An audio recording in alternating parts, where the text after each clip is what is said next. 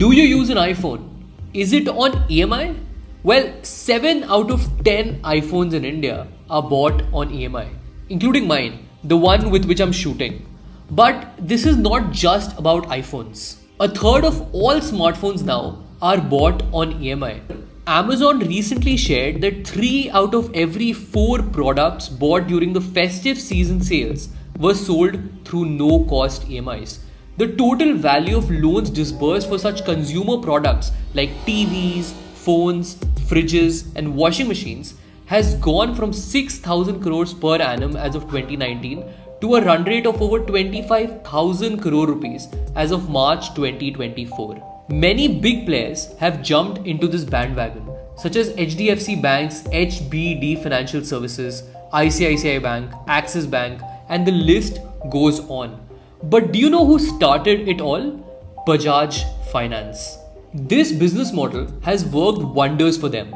Their stock price has rallied more than 1200 times since the early 2000s. But what is the story of Bajaj Finance, and how do these banks and NBFCs make money through these no-cost EMIs? Finally, what are the 3 strategies behind the rise of Bajaj Finance? Welcome back to another video of our channel and to our 14th business case study, this time on Bajaj Finance. Bajaj Finance started out as Bajaj Auto Limited in 1987. They were in the business of providing vehicle loans for 2-wheelers and 3-wheelers in India. Going forward in the 1990s, post-liberalization, Bajaj Auto also began exploring India's consumer lending space for the first time. They began by offering personal loans. Now, the 1990s, as you might know, was a period of transformation for India. This was the first time Indians were exposed to international products. Prior to the liberalization, foreign players were not allowed to a very large scale to sell their products in India. For instance, before 1991, you could only buy watches from HMT or Hindustan Machine Tools, and you could only possibly buy the Ambassador car. There was no real choice. Post 1991, however, these consumers were opened up to choices from all around the world, the way we see it today. And with more choices, the demand for loans to buy these products also started growing. And this changed the game for Bajaj Finance. However, things did not pick up immediately. Even as of 2006, their total AUM or asset under management, which is the sum total of the loans disbursed by them, was just 1,000 crores. Now, this is very less. And for reference, their AUM today is over 2.5 lakh crores. But how did they grow so fast? Here are 3 reasons behind it. In early 2000s, Bajaj Finance, in addition to giving personal loans, also began financing consumer durables. They started by giving small value loans at 0 interest rate. Now, before we go forward, how exactly do companies like Bajaj Finance make money through these no-cost EMIs? Well, there are 2 ways they make money. Firstly, in the form of processing fees. But this is usually not a lot. More importantly, manufacturers such as LG, Samsung or Apple, or the retail stores where their products are sold, form agreements with Bajaj Finance. They pay companies like Bajaj Finance up to 5% of the total product value. Now, why would a retailer or manufacturer like Apple do this? They look at these as discounts that they are offering to sell more products. If those iPhones were not available on EMI, a lot less people would buy them. But with this option of selling on EMI at the same cost, they'll be able to sell a lot more of their products. But then how do players like Bajaj Finance give out these loans? This brings us to strategy 2, which is their distribution strategy. Whenever you go to buy a consumer electronic product, say at Croma, Vijay Sales or Reliance Digital, you will see a desk or multiple desks with sales representatives of companies like Bajaj Finance and HBD Financials to offer you loans on these products. This is the distribution channel for such companies, right in front of the customers. You want to buy a TV or a washing machine or a mobile phone? Well, we are right here to offer you a loan. That's kind of how it works. By 2015, Bajaj Finance had partnered with offline electronic stores such as Croma, Vijay Sales and Reliance Digital, and also e-commerce platforms like Flipkart and Amazon. Bajaj Finance used their products to give out these loans. And it was profitable for retailers too, as this was a medium for them to attract more customers.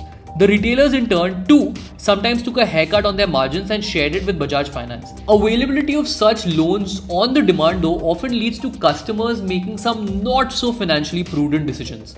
Let's say you had the budget to buy an iPhone 16, but now because this loan is available to you, you might just end up buying an iPhone 16 Pro.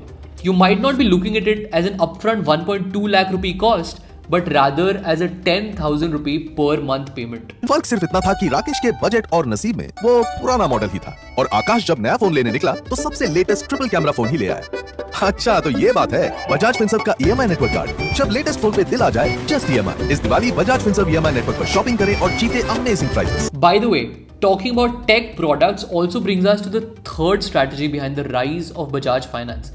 And this is the most interesting one. It is the use of technology.